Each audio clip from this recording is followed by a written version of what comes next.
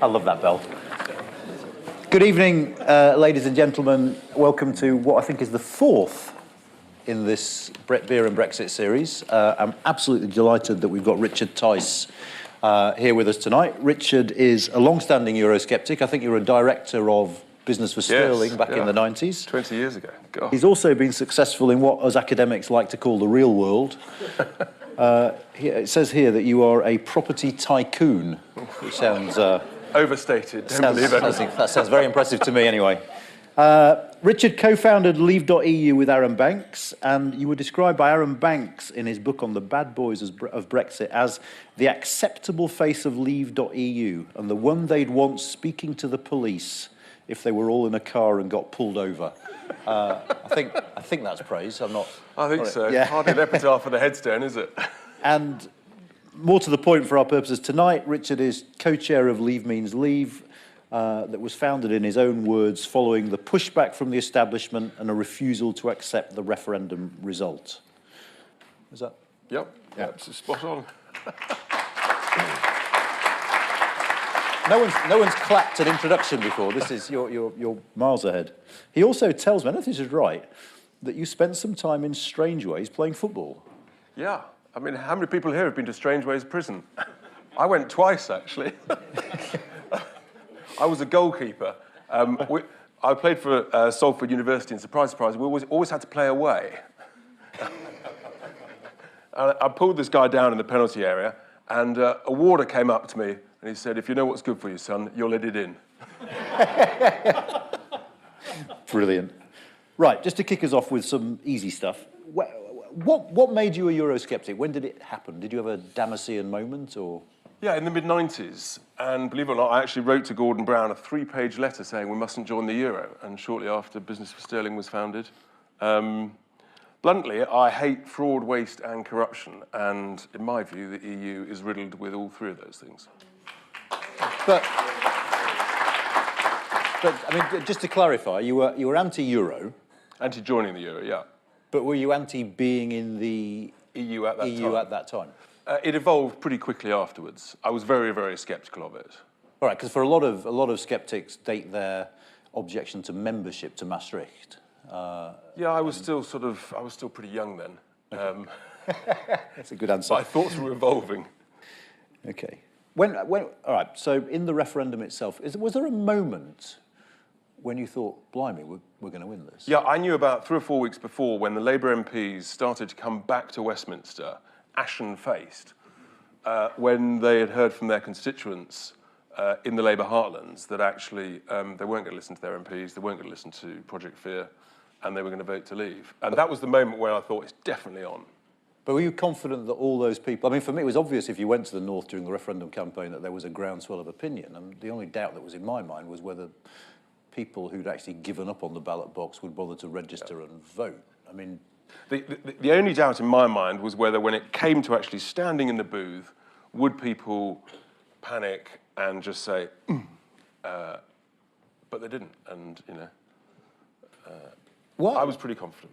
Why did you choose to join Leave.eu rather than campaigning with... Well, essentially, Aaron and I, we founded it. I mean, the truth of it is, I went to Matthew Elliott in February 15. I said, "Matthew, the day of the general election in 2015, we need to come out with a strong statement saying we've raised X million pounds, we're headhunting for a chief executive, and we're off, and we're going to be ready."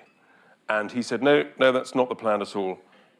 He said that we would have to wait until David Cameron came back from what would be a summit, and then we would launch the Leave campaign. And I said, that's way too late, way too late. And if that had happened, then there's no question we would not have won.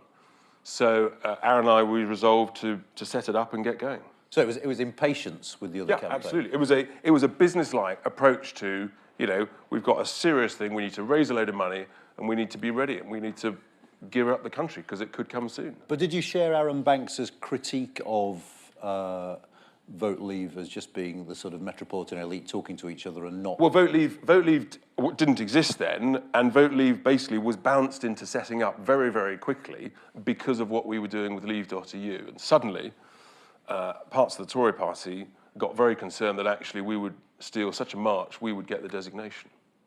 Okay, but do you think that? I mean, there was a policy divide of sorts, wasn't there, between the two Leave campaigns, that you focused on different sorts of issues? Yeah, there was, absolutely. I mean, we felt that it was, immigration was a significant part of it. Not only, but it was a significant part of it. And we were going to focus, we were just going to focus on sort of the simple issues and being proud to be British, being confident of our position leading the Commonwealth, being confident of our position in the world, and Vote Leave wanted to adopt a different approach. Was there anything about the tone or tenor of that campaign that made you uncomfortable? I mean, whether it was Breaking Point, the way the Leave.eu. Look, things move very quickly, and when you get into a big campaign, and this was the first big campaign I'd been in, so I mean, and likewise, Aaron. I mean, things move very quickly, and yeah, in the heat of the moment, things get said and done that you think maybe that was a bit over the top. Okay. What do you think was the major reason why people voted to leave?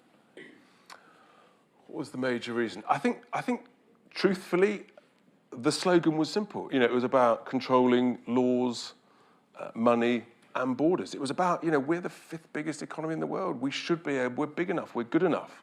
We should be able to do this stuff. And I think there's a real. If you look back, the previous 20 years, we all, whatever newspaper you read, we've all read daft stories about some ridiculous law that's come out of the EU, and you think, oh, that's bonkers. Even hardened people who like the EU would have to admit that some strange daft stuff does come out. But equally, you have to admit that some of those stories just weren't true. Well, we didn't really know. I mean, if it's in the Daily Mail, it must be true, isn't it? I mean. But would you accept that? I mean, as the cabinet shows, that actually one of the issues we're dealing with now is that people voted Leave for a whole variety of often conflicting, if not outright contradictory reasons. No, I don't accept that, actually. I don't think contradictory reasons. Sure, people voted for different reasons.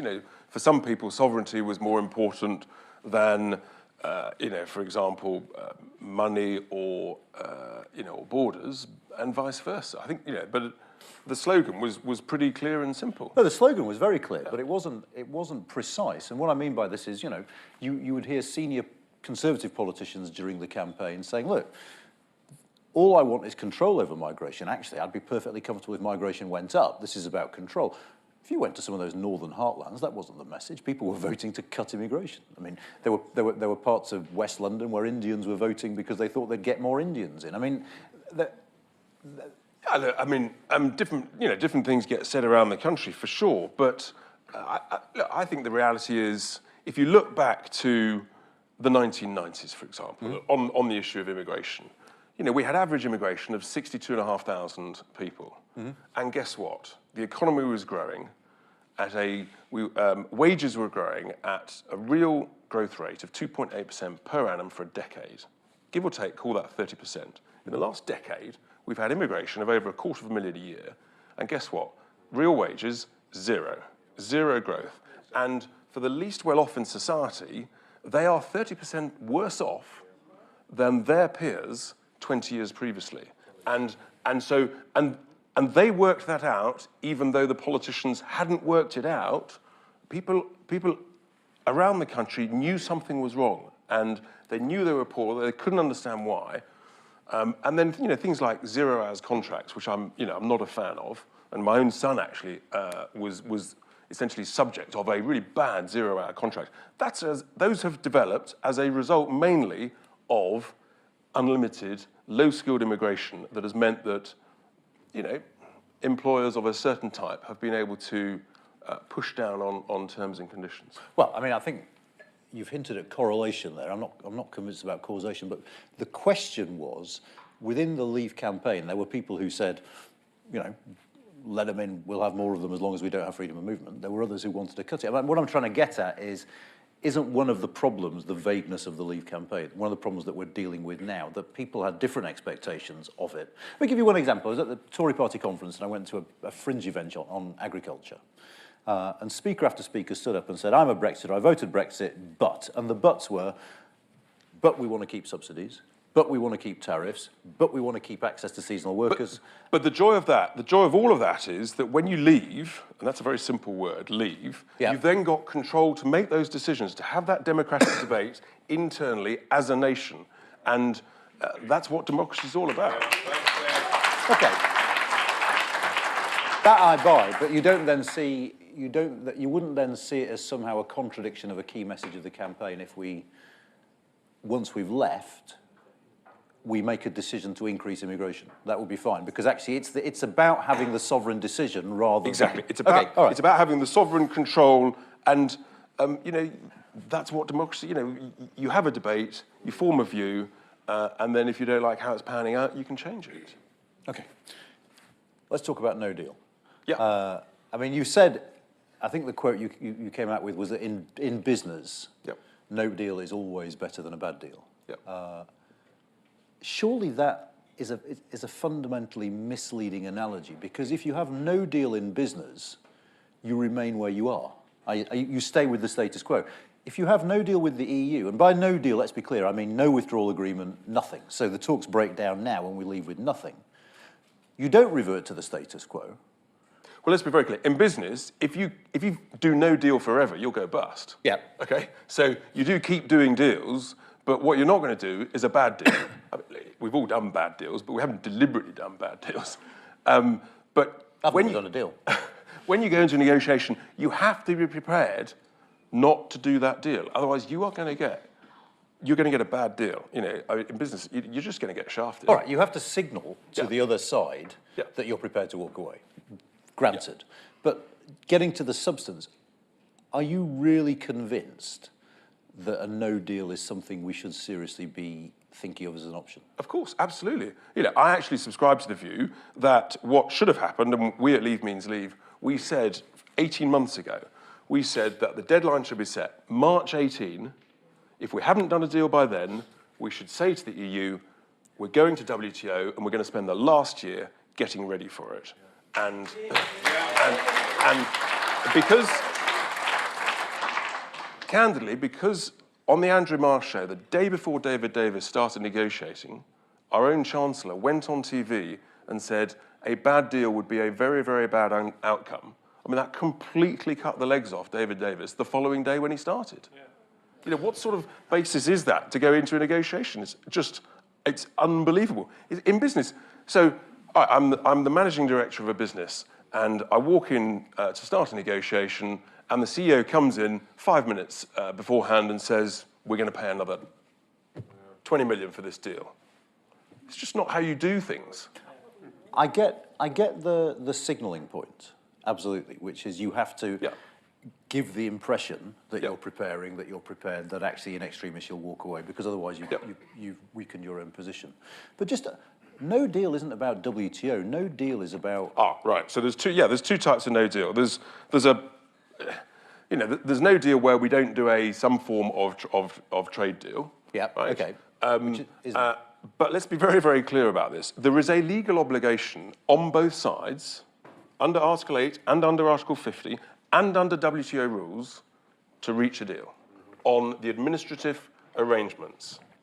Let's be very, very clear about that. Not enough people are saying this, but that is the legal position. What do you mean by the administrative arrangements? So things like organising the technicalities that people are getting very excited about border checks, about whether or not planes can fly, about whether or not we're going to have enough ham and cheese coming into our country to fill our sandwiches, that sort of stuff. Well, look, there's no doubt that both sides will want to make an arrangement on this at some point. My issue is, surely the problem with no deal is not about our long-term trading future, and we'll come back to that. It's about short-term chaos, because in the period it takes, the problem with no deal, and it's nothing to do with whether you like the EU or not, or whether you like the WTO or not, is just that a load of laws that govern our interaction with our nearest partner will cease to exist. Well, and that's what I call the administrative arrangements. But it will take weeks, if not months, to sort those out. So, as I've said before, and hang on, as I said before... Thank you very much. Keep going. Hang on.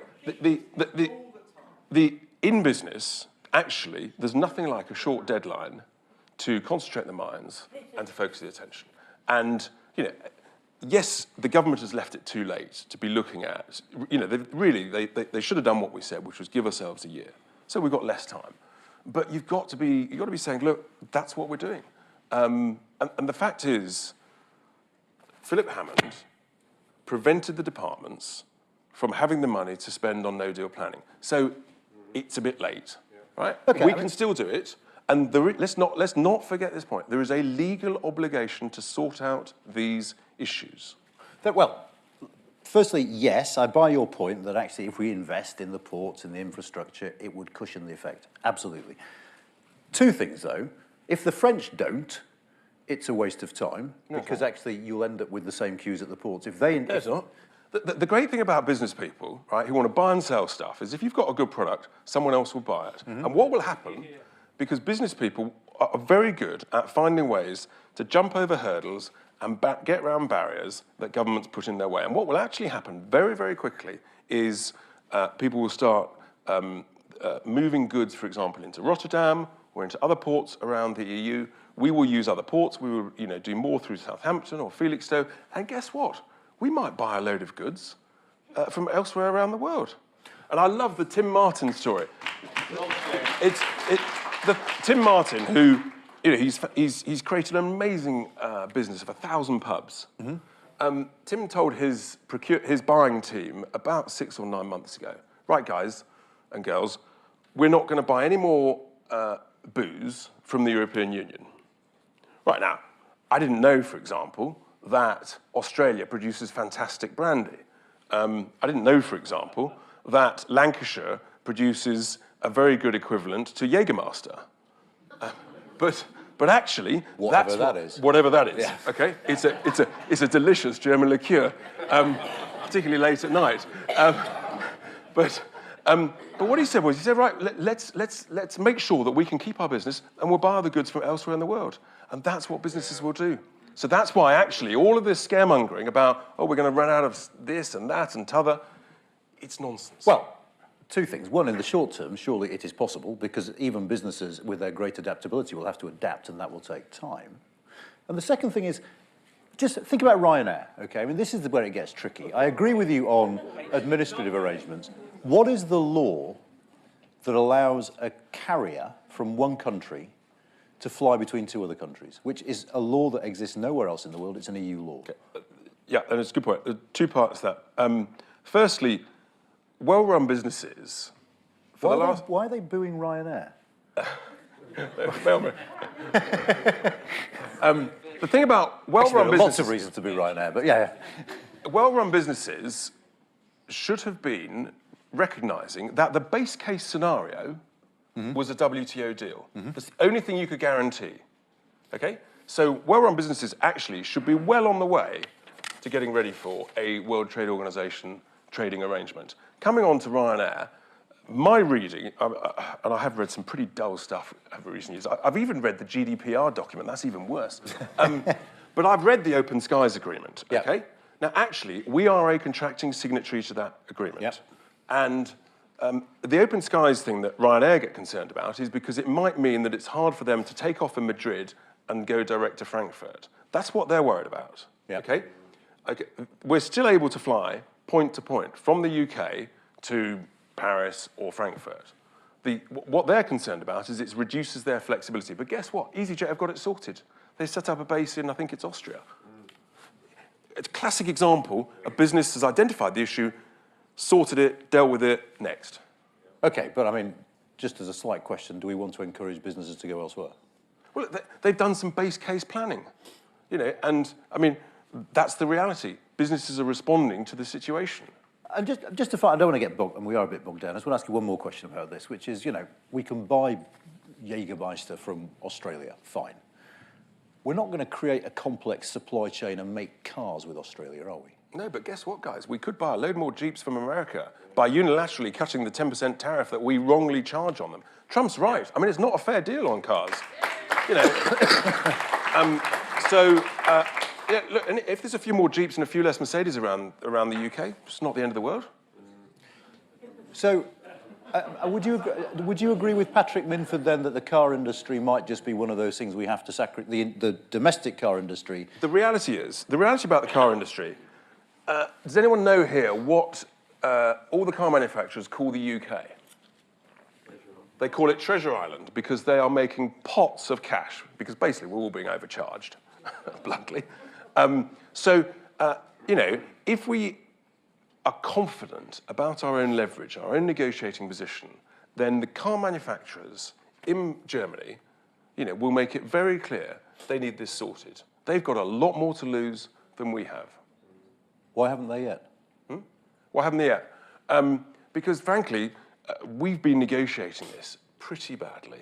I think even all of us, of any side, could agree with that. I mean, so in a sense, they all think they're going to get, the best side of this deal. That's why we need to stand back and we need to say that, we're going to WTO, and that's the basis on which we're going to trade with you. And by the way, that means no money. Well, we can come back to that, but BMW don't think this is going swimmingly well. BMW no one thinks it's going swimmingly well, as I just said. I mean, why aren't they doing what we were told they would do? Why aren't they rapping on Chancellor Merkel's door and saying this is outrageous, sort it out for God's sake? Because the truth is, at the moment, they all think, and not unreasonably, that they're getting the better side of this deal. So they're staying silent. How so? I mean, this is going to affect trade. I mean, yeah, but they're all being told, because they've been told by our own politicians that we must do a deal almost at any cost. So they think a deal will be done. Okay. So you have a bus. We have a bus. You have a bus. Yes. Buses are big these days, aren't they, in politics? And it says "Stop the Brexit betrayal" on the side. Yes, it does. Yeah. How has Brexit been betrayed? Well, we had great fun working out in team meetings what to write on the side of the bus. I want to put a big number on it. I mean, there was a big number on the previous bus. I think you should have three words with B's. I want to put save 39 billion on it, but anyway. So how's it being betrayed? Because the Chequers proposal, which is the government's current position, it's not leaving the European Union in the true sense of the word.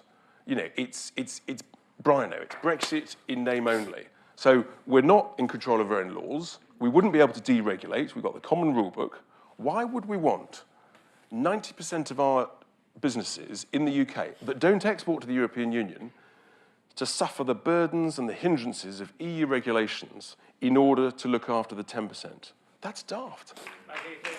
So that's the first betrayal. The second betrayal is they talk about, the arrangements with the ECJ. Well, and the likelihood is we'll end up under some form of jurisdiction by some part, either on a joint tribunal or something with the ECJ.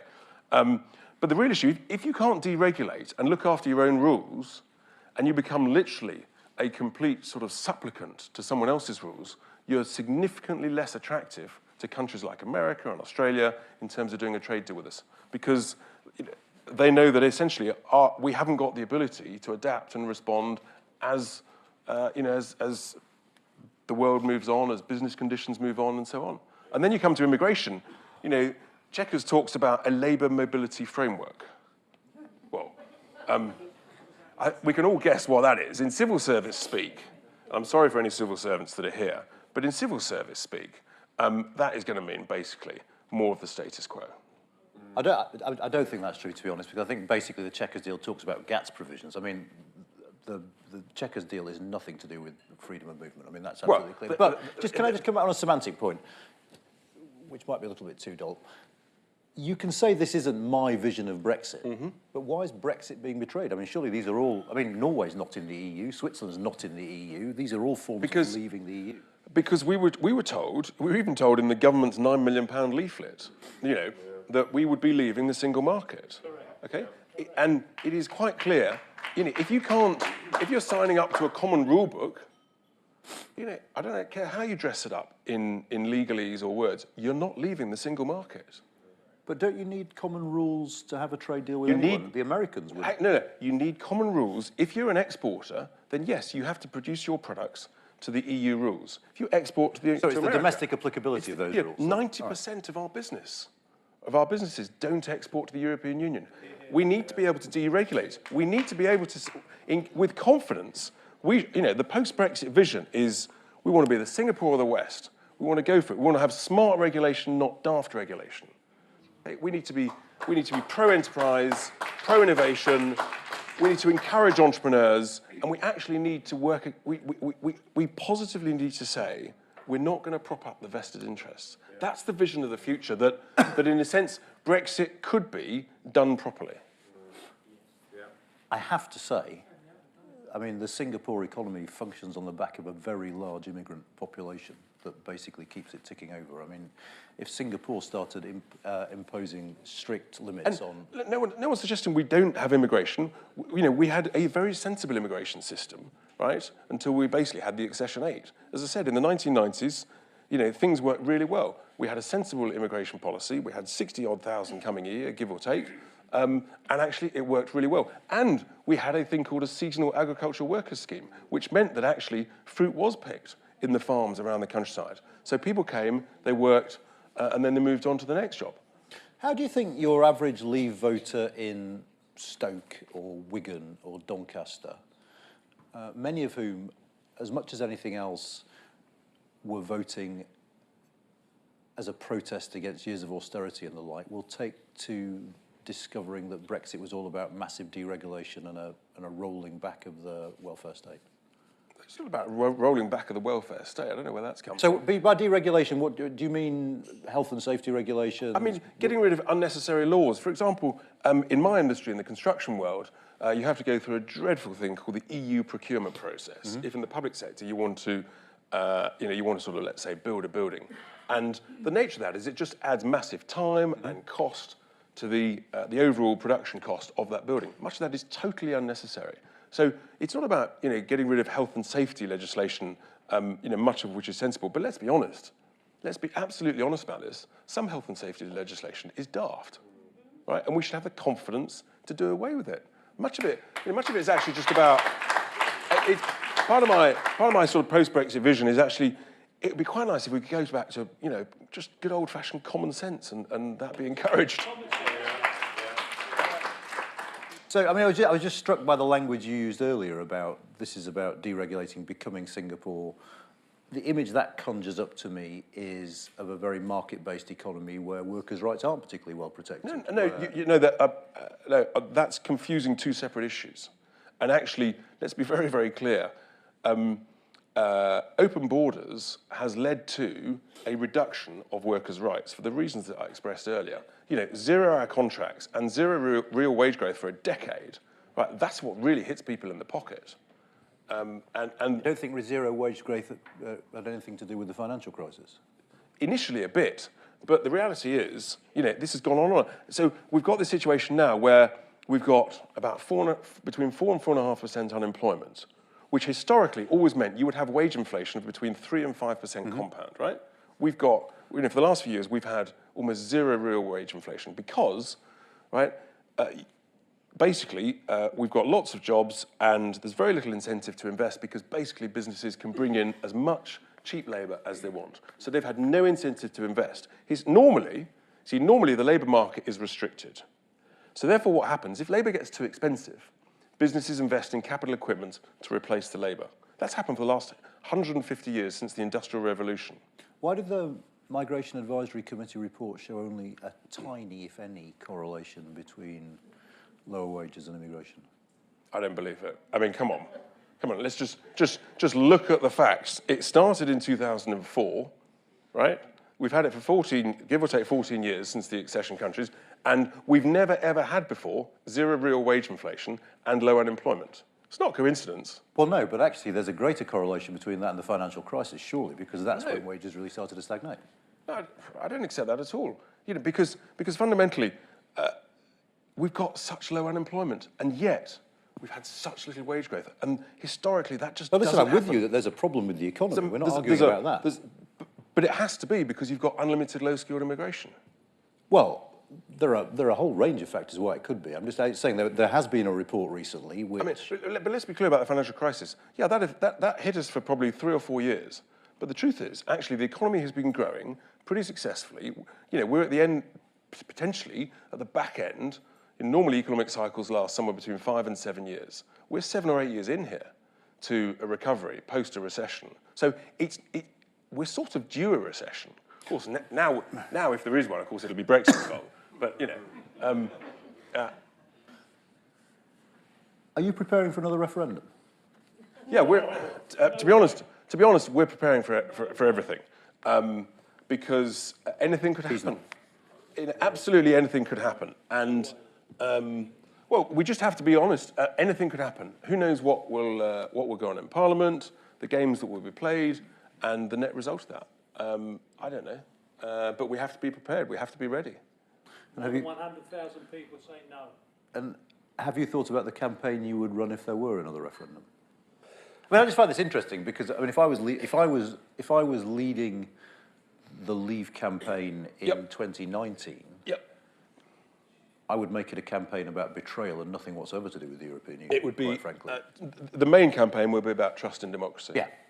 And if there was a second referendum, I'm absolutely convinced we would win it 60-40. Because, two reasons. I think a number of moderate Remain voters have not been impressed the way the EU have behaved in this negotiating process. I think another element of moderate Remain voters would say we've had a vote and we need to respect democracy. And the real danger would be the betrayal of millions of people who had never voted before. And we hear wonderful stories of people who got to the polling booth and, this was the first time ever. It was a massive moment. And, democracy is such a great thing. To encourage those people, to then turn around to them and say, sorry, folks, you didn't do as you were told, so we've got to rerun it. I don't know where that would all end, but we would look ridiculous. And then think about this. What if, just imagine a scenario, sorry to butt in, but just imagine a scenario where the Prime Minister comes back with a deal that looks like checkers, okay? It goes to Parliament. Parliament can't pass it. Surely then you would be on the same side as many Remainers in saying, actually, let's have a referendum and let's have three options: Remain, leave without a deal, and checkers. No, absolutely. No, hang on. No, I would say quite rightly. A new fan club. Quite rightly, Parliament should vote down checkers because it's a really, really bad deal, and then the MPs, I think, should listen to the mood of the country, which is, let's just leave. And by the way, leaving means no money. Yeah. And I think that is the mood of the country. I don't think Westminster realises that. I don't think the media realise that. But that, in my view, is the mood of the country. Just leave. Now, you're right. What I think will happen is Parliament, through some weird mechanism, will say we've got to extend Article 50, and there might even be a motion to have a second referendum. If there was to be a second referendum, it's not three answers, it's two answers. Do you accept checkers, or do you accept a WTO deal? And a WTO deal would win hands down.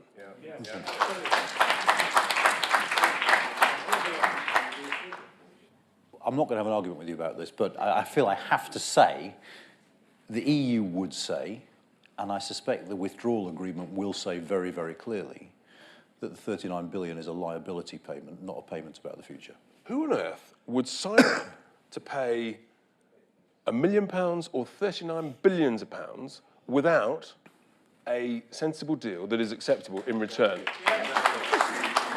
I mean, and you just couldn't sanction it. You could not sanction it. And let's remember, the House of Lords, no less. Our noble peers, Milad. They said there is no legal liability to pay a bean. Right? When you leave a golf club or a gym, you don't pay for the future pensions of all the staff in that club, do you? Well, I was just saying there will be an argument about that. There'll be an argument. But, fine, but the money's in our pocket, it's not in their pocket. Would you, if we sign the withdrawal deal, and let's say we sign and leave, would you at that point use that 39 billion as a negotiating and just renege on? No, hang on, sorry.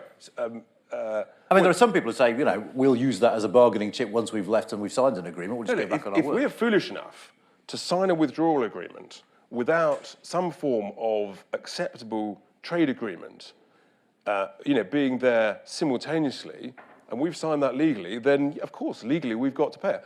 How stupid would we be? Okay, but you know we can't have a trade agreement simultaneously, so... Why not? Because they won't negotiate one. What? We will not have a trade agreement before we leave the European Union. Look, the EU have said to us, the EU have said to us, they've said to leave means leave when John Longworth went over there a few months ago. You can have a Canada-style deal anytime you want. Yeah. After you've left. Yeah, but you agree that, what happens is, you agree the heads of terms, Yep. okay? It's like a lease in property. You agree the heads of terms, you say, right, the deal's done, and the minute after, midnight on the 29th of March, right, we're going to send you X billion pounds, and the deal is in place, the Canada-style deal. Can we just go back to the Prime Minister for a minute? That's how it will work. And people talk about, oh yeah, but you've got all these problems with the sort of WTO schedules and things. Look, what you do, you agree heads of terms, you deposit the schedules with the WTO, and you've got 10 years, basically, as I understand, with the WTO, basically to then sort out dotting the I's and crossing the T's and all the boring stuff. Well, it's not dotting the I's and crossing the T's, is it? It is. It's dealing with, I think at last count, it was about 25 complaints as to what we've put in so far, each of which will require a dispute resolution. And that is standard, normal practice under the way the WTO works. Mm-hmm. But guess what? Trade goes on in the interim. Mm-hmm. Yeah. At what point did Theresa May lose your support, if she ever had it? A minute after she finished the Florence speech. Yeah. Okay. We were the first people to criticise it when lots of Tory MPs were saying how wonderful it was. We smelt what it was, and you know it was a terrible speech. She conceded loads and asked for nothing. Yeah. So you were on board with Lancaster House? Yes, that was a great speech. You know, and that's Brexit. Mm-hmm. Excellent. And if she wakes up tomorrow morning having seen this on live stream and thinks, goodness, I must meet Richard for the first time. He's right. Actually, let's do a Canada-style deal. Then you know, away we go. Now, I don't want to spend ages on this, but I have to say, do you accept the fact that that will cause enormous problems for Ireland? No, I don't at all. Why not? Look, the whole Irish thing has been inflated very cleverly by the other side with complicit help from our own officials, and this is deeply shocking. In what way? Complicit help. They have confected this issue. So let's be very clear. We've said we don't want a hard border. Ireland has said we don't want a hard border.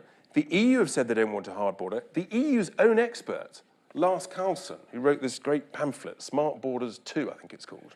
Okay.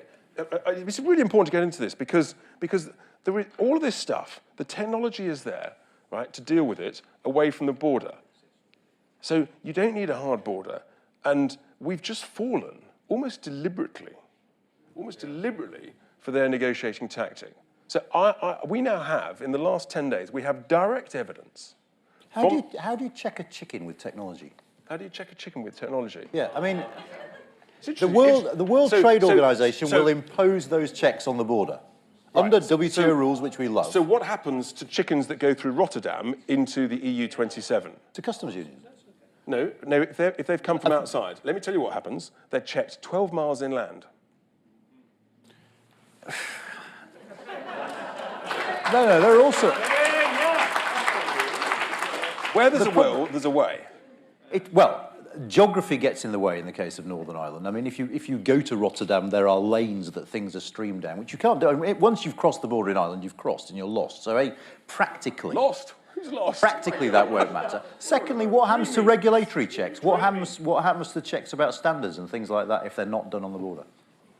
Well, the reality is, if you're exporting to a country, you've got to produce those goods for that country. Mm-hmm. But it's all done by, firstly, let's take Northern Ireland. I think there's only about 50 firms that really are large enough, frankly, to worry about.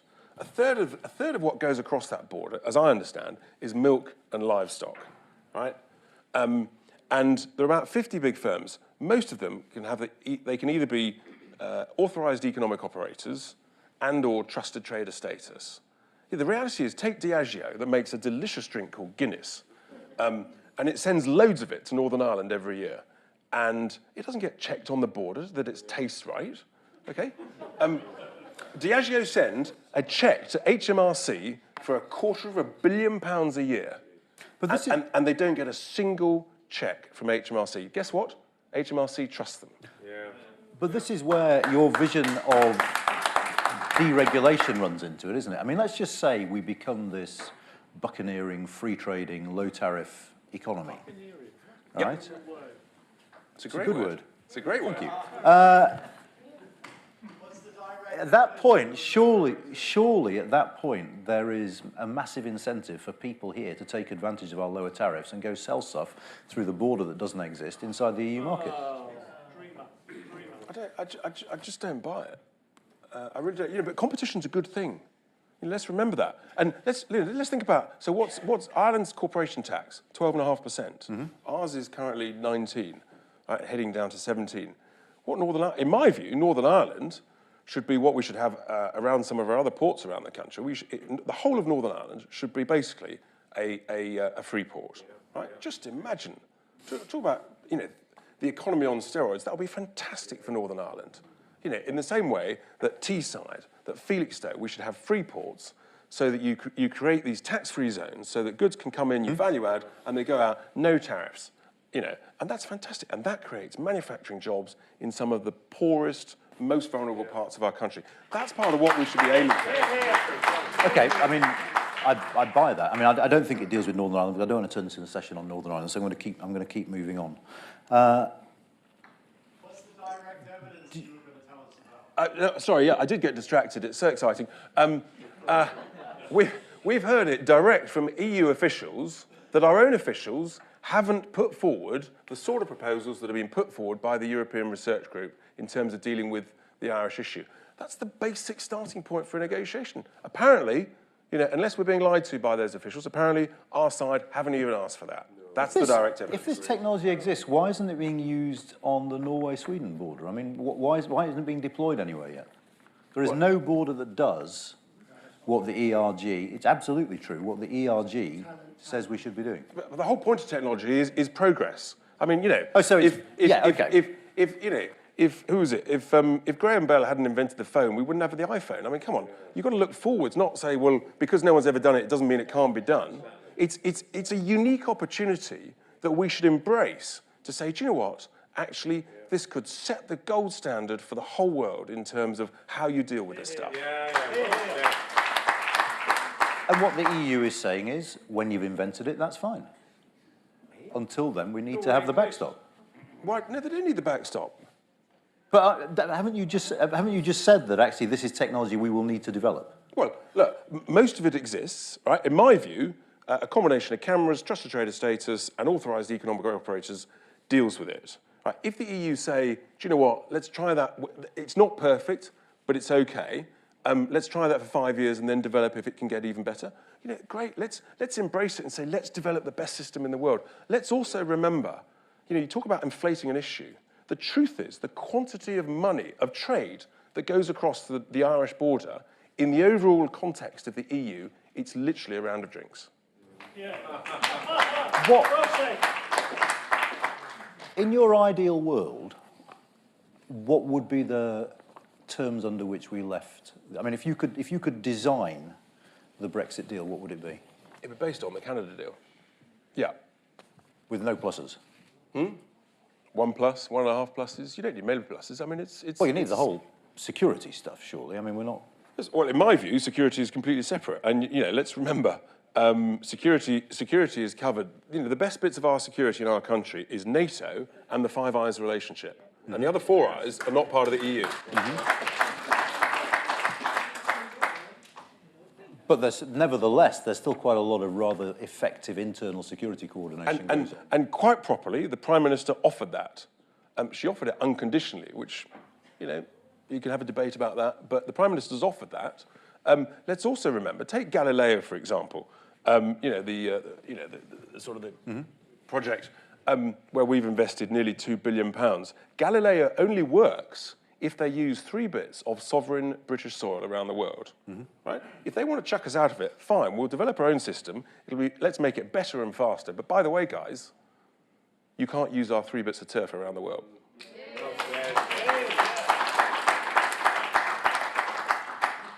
I reckon I know the answer to this.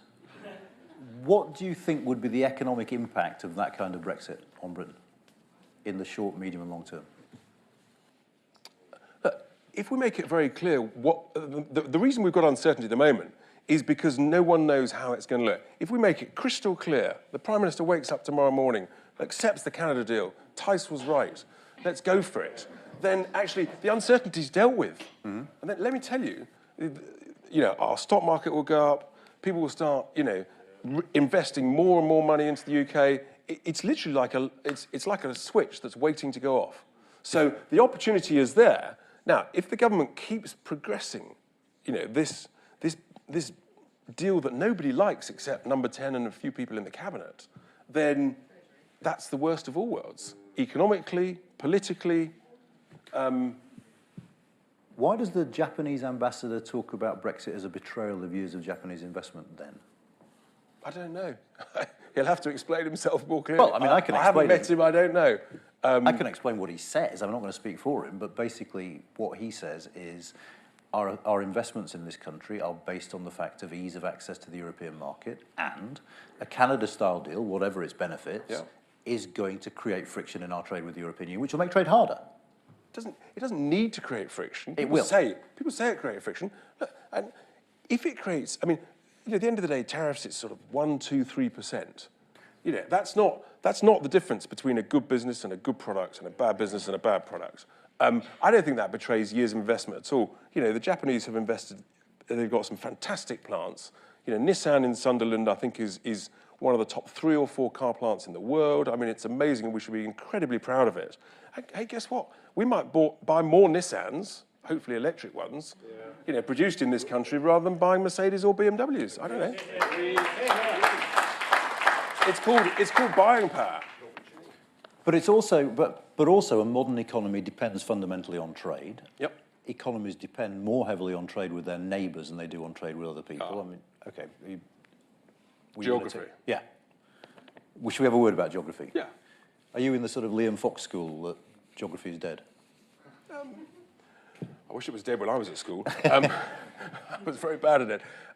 Look, the reality is we live in a global world and things move incredibly quickly all over the world. And so I think the issue of physical proximity is much, much less important than it was. That's the real truth. There's even a geographic effect on eBay.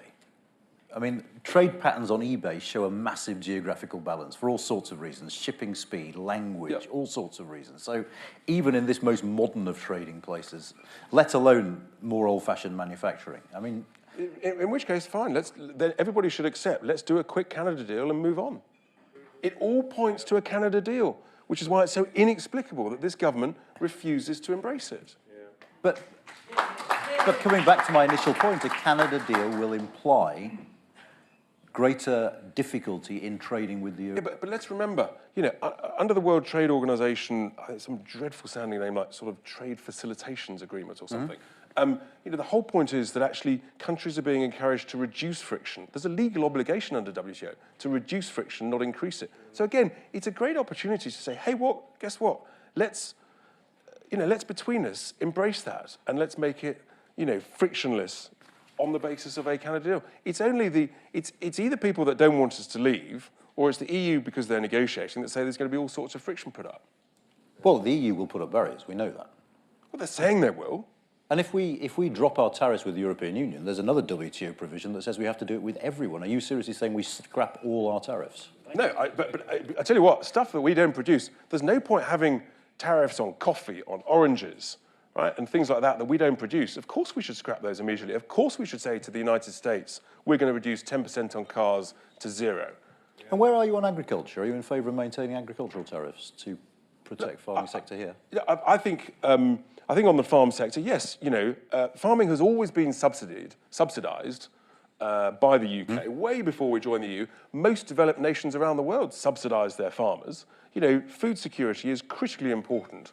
So yes, we should give that. But what we do want it, you know, at the end of the day, the great thing about having control is you can say, well, look, let's change the rules here, there, and let's try it for 3 or 4 years. And you might make some mistakes. Guess what? Let's change them, learn from them.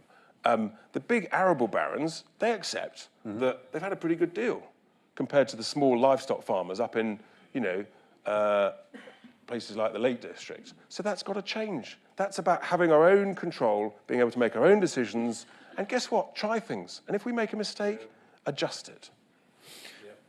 You said of the no-deal notices that the government came out with, and I've got the quote here, that it was scaremongering made up by the same people who designed the referendum's Project Fear. This is Dominic Raab you're talking about. No, he read it out. He didn't write the notices. But he basically approved them. Well, he read them out. As I say, they will have been produced. They will have been produced by officials in the departments For him, right? as the For minister. him, yeah.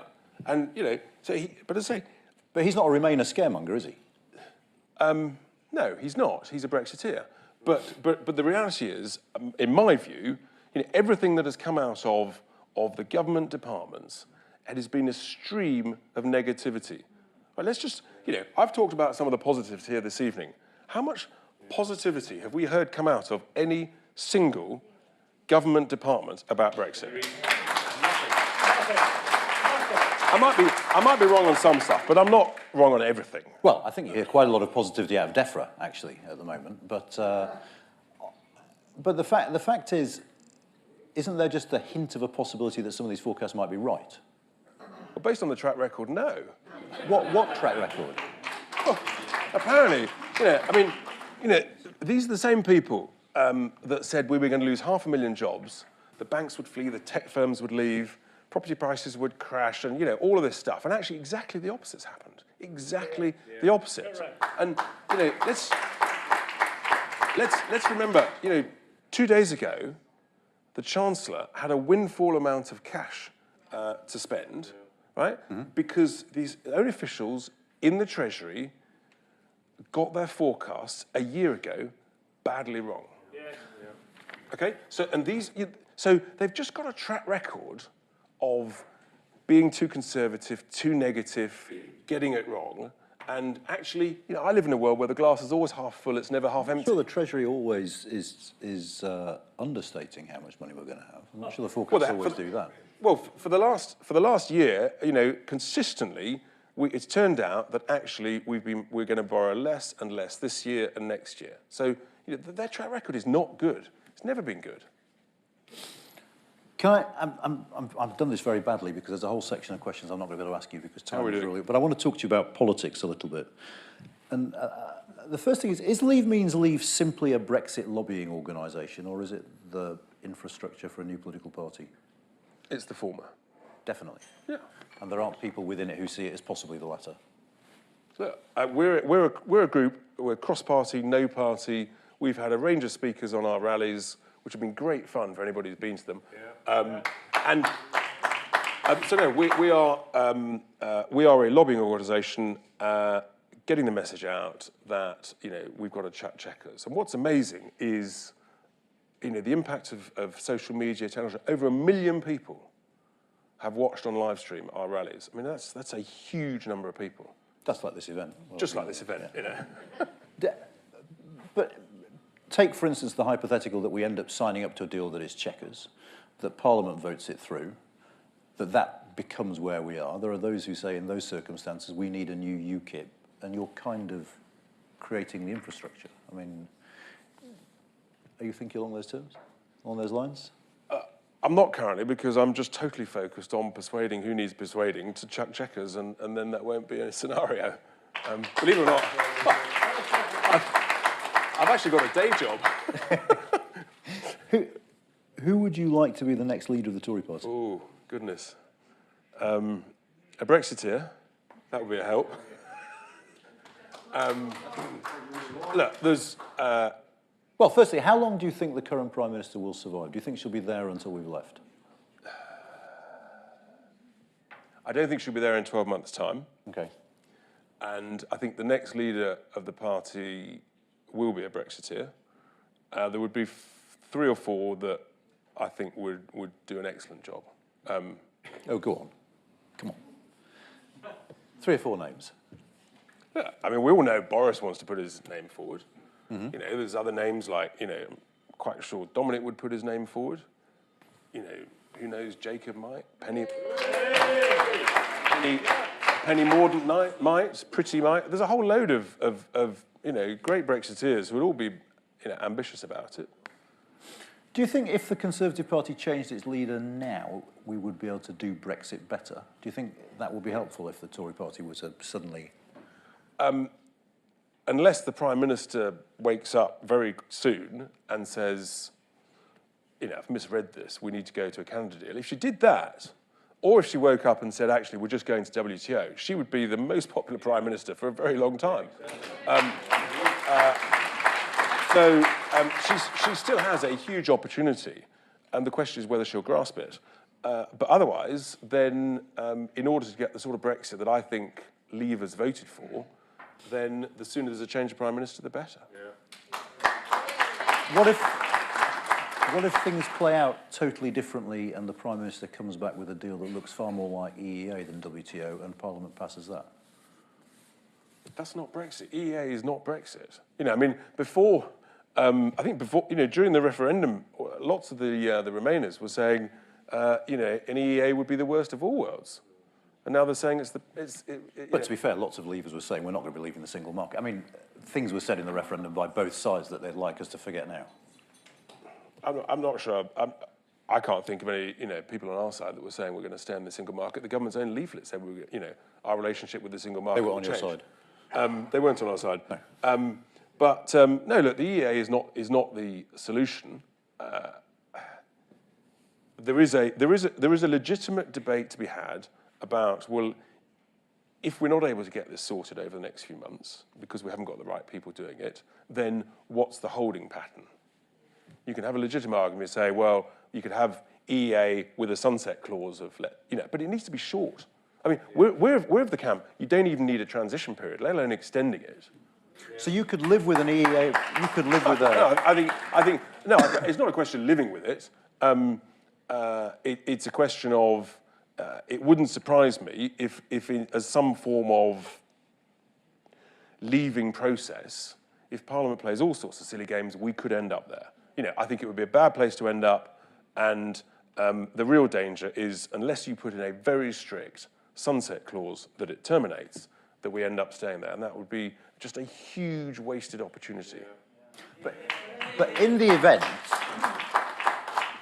through incompetence or EU stubbornness or whatever reason you might want to say is responsible for it, we end up without a trade deal as we're coming towards exit day. Do you accept the need for something to tide us through in between leaving and signing up to that new deal? Just, if nothing else, just to prevent businesses from having to adapt twice. Yeah, well, then get it sorted now. Let's not, you know, as I said just now, we don't need a transition period. You know, we can just, you know, we can deal with stuff. We can sit down and say, right, guys, we've got to sort this by Christmas. Yeah. But in the event we don't, you could put... It's so negative. I'm an optimist. I mean, you know, I'd love Theresa May to phone up and say, Richard, just come in and help us sort it out. Because, you know, this bless them, you know, the civil servants have tried. And for whatever reason, they're just not succeeding. You've just said she's only got 12 months left. She's not going to be ringing you now. I wrote in Conhome a year ago that, you know, we needed to replace the negotiating team. You know, they haven't, and the situation's got worse. Just one final question about the great beyond. I mean, what beyond Brexit do you think most needs to be fixed about this country? I mean, what is the public policy priority for this country once we're out? I think we need to, as a Conservative that believes in free markets, in enterprise, in innovation, we need to, the most important thing is actually we need to regain our mojo, our confidence, our belief in our country, and to say, actually, you know, we're fantastic. Let's believe in ourselves. Let's go for it.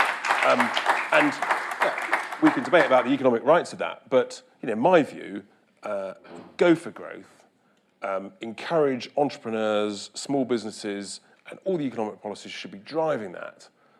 driving innovation. Let's encourage disruptors. And there's a really important thing to say, actually, because we're not far from the city here.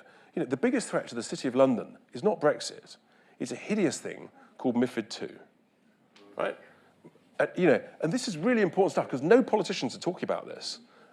But that is what's happening. People are leaving London, not because of Brexit, because under MiFID II, they can't talk to their own office and read their own research in New York. This stuff's happening now. That's why. That's about deregulating. It's about smart regulation, not daft regulation. Brilliant. I've done this wrong. It's a terribly boring way to finish. No, this is an exciting way to finish because this is the highlight of the evening. I'm going to give you a beer mug. Thank you very much. A beer and Brexit beer mug and say thank you ever so much. Pleasure. Thank you. Oh, yeah. Oh, hang on. I've got to do my quick fire round. Oh, thank you, Ben. Ready? Yep. Beer or Burgundy? Burgundy. Beatles or the Stones? Beatles. Cheddar or Camembert? Cheddar. This one matters to me. Oasis or Blur? Oasis. Well done. Beef bourguignon or steak and ale pie? Beef bourguignon. Dearie me. UK in a changing Europe or any other think tank you can think of? I might have to think about that. I might have to take that mug back. You're doing a great job. Richard, thank you ever so much. It's been brilliant. Cheers.